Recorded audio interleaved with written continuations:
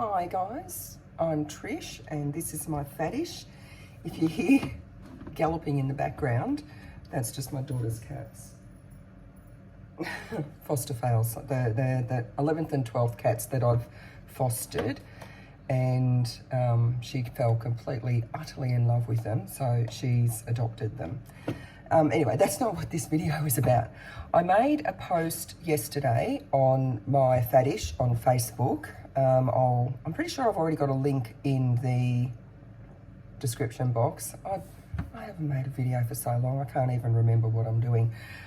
Yeah, so there'll be a link in the description box to my faddish on Facebook if you want to go and check out the post.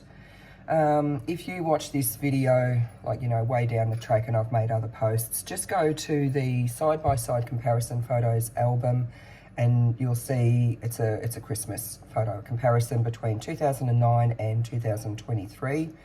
The difference in weight is in 2009 I was 170 kilos, which was my highest weight, and at the moment now in at Christmas 2023, I would have been around about 109 or 110 kilos. That seems to be where I'm stabilised at the moment. And I won't go too much into like what the post is about. If you want to know, I'll pop up a photo here of the photo and you can go and have a look on my Facebook and read the blurb.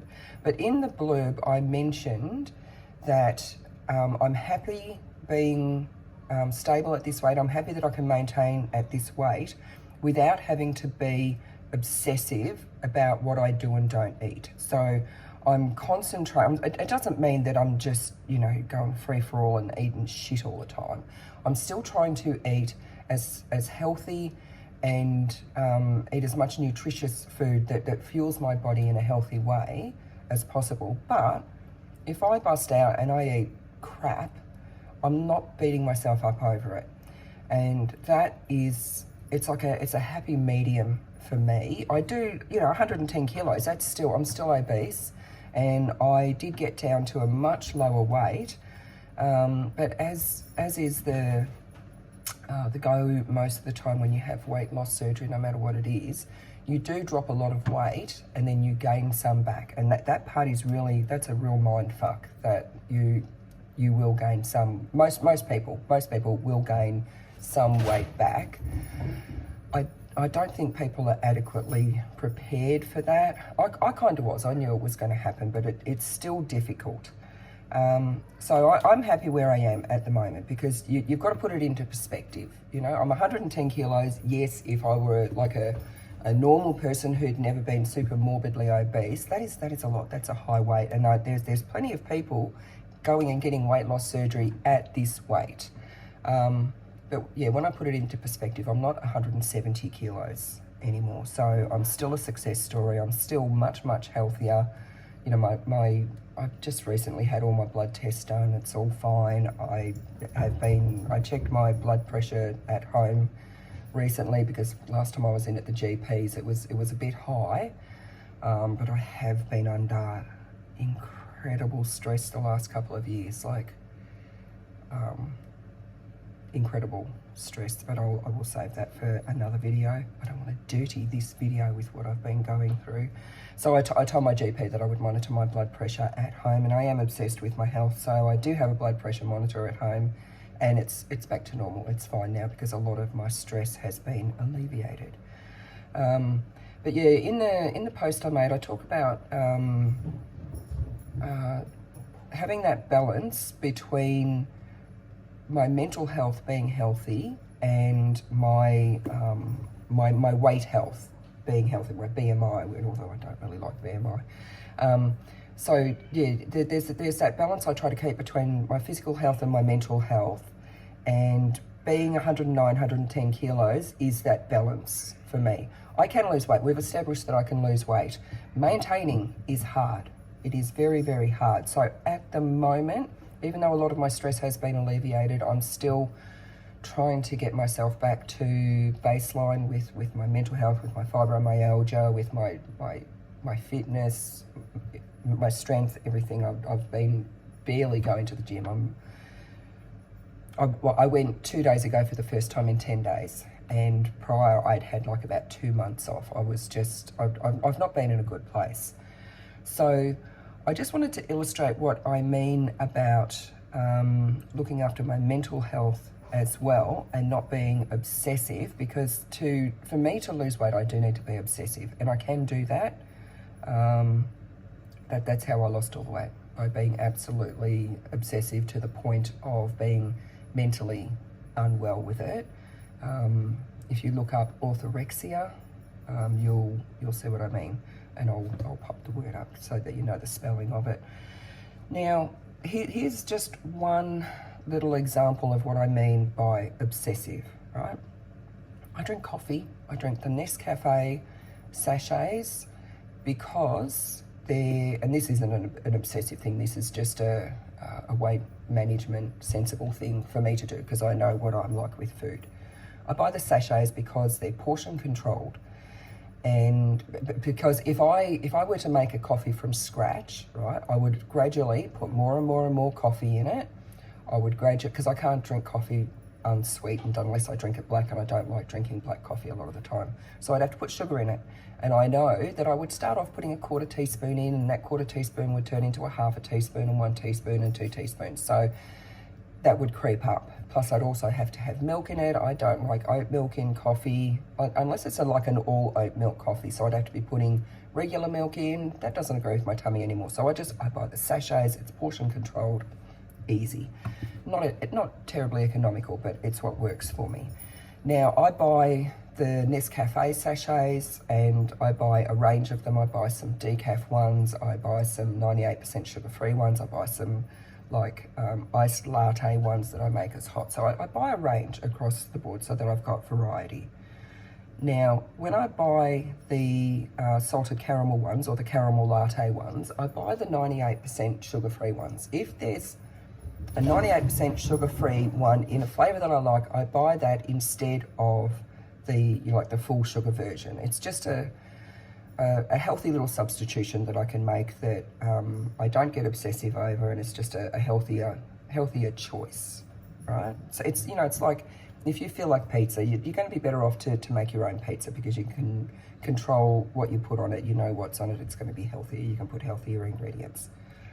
So anyway, I normally buy the coffee. Yesterday, my daughter was at the supermarket. She bought coffee. And instead of buying the 98% sugar-free caramel lattes, she bought these ones, which they're still, same thing. Salted caramel latte, or very, very similar. This is a caramel latte. I must buy the 98% sugar-free salted caramel lattes. Anyway, so she bought the ones that aren't 98% sugar-free, right? So yesterday, and I just mentioned it to her last night, we normally get the 98% sugar-free caramel lattes, remember that for next time, whatever, no big deal. We'll just, it's only a box of 26, and honestly, between me and her, it's not going to take too long to get through those. And I thought, I've got to go to the shops tomorrow anyway. I'll just get some 98% sugar-free ones, and she can have these ones, no biggie. And that was it, right? That was it, because I'm not being obsessive at the moment. But if I were in a frame of mind where I were being obsessive, I would have had a fucking meltdown over that. I probably would have got in my car, and I don't think I discovered it until it was quite late last night. It would have been about 9:30, 10 when I had a coffee, and she made me a coffee, and it tasted a bit different. So I went and had a look at the box to see, what new flavour she'd bought, and discovered that. That would have been if I was in a weight loss mode and being obsessive, I probably would have cried. I would have had a meltdown. I would have tipped that coffee down the sink, and I probably would have got in my car and driven to the shops and got a box of the 98% sugar-free ones. I would have had a complete meltdown over it. And I did look up this morning, because I don't even know at the moment how many calories are in these lattes, right? I know it's not that bad, but I don't really know. I would have guessed with the sugar ones, I would have guessed at about 60 calories, and I would have guessed, probably about 40 with the 98% sugar-free ones. But for the purpose of this video, I went and I looked it up. I didn't look it up too much because I was getting triggered. So the difference in these ones that aren't 98% sugar-free, they're 72 calories. So I was a little bit off, right? But that's a good thing that I don't just know how many calories are in something. In the sugar-free ones, the 98% sugar-free ones, there's 48 calories. So it's a difference of 24 calories per coffee. Now, I drink a lot of coffee. I'm going to be telling on myself here. I do drink a lot of coffee. So I would have, between these ones and the decaf, probably about 5 coffees a day, right? So even if I had all of these with the sugar in them compared to all 98% sugar-free coffees, it's a difference, only a difference of less than 100 calories a day. Now that's not great, but I would have had a meltdown over that. I would have had a meltdown over having one of these compared to a 98% sugar-free one, which is only a difference of 24 calories in a whole day. I would have pitched such a fit over that. Even if, like, just in my head, I would have been so anxious, it would have just completely thrown me off the rails. So that is why, at least for the moment, while I'm still, trying to get my mental health back to a really good place and get my anxiety levels and my fibromyalgia back to being much more manageable, I'm not having a meltdown over that. I'm just like, okay, well, we'll just drink these at the moment until I can get to the shops and get some more, which I will do because I'm going to the gym now and I've got to go to the shops. So I'll just get another box and my daughter can have those and I can have the other ones. No biggie, but when I was losing weight, that would have been a really, really big deal. And if I had actually drank that coffee without realising that I was drinking like regular sugared coffee instead of 98% sugar-free, oh God, I would have just about lost my mind because then I also would have been going, oh my God, now I've had sugar and it's even more than like the 5% sugar that I allow myself if I'm allowing myself sugar, and now it's going to knock me out of keto, so I've got to start again and just all this bullshit. So you've got to find a balance between your mental health and your physical health. And I for a lot of people can have weight loss surgery and they lose the weight and they manage to change their habits permanently, and kudos to those people. It's great. And I did it for a long time. If you look back on my previous videos, I was one of those people. I was cured. I was, I had everything under control. I realise now that I'm not. My excess weight problem, my obesity, is in my head. It's in my head because I can lose weight. I can do it, but I've got to make myself sick to do it. I need my head fixed, which I'm working on. And I think probably the majority of very, very like obese people need to work on their head, not some. You got to work on what you're eating, and you should exercise and all this sort of thing. But you need your head straight to be able to do the eating as well. And I think treatments need to look more at the brain chemistry. I don't mean like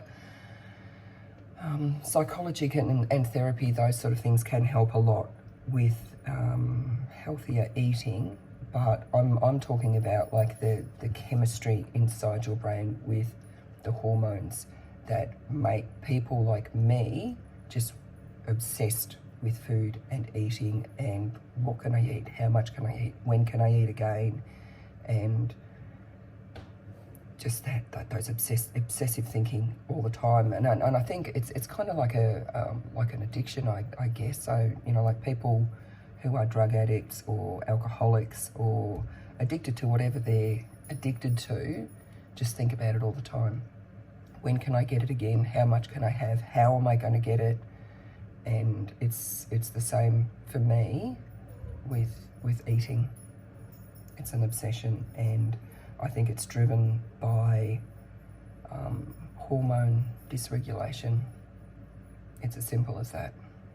So anyway, I'm going to go to the gym. I'm going to go and get myself some 98% sugar-free sachets. Not in an obsessive way, but in just a healthier choice for me kind of way.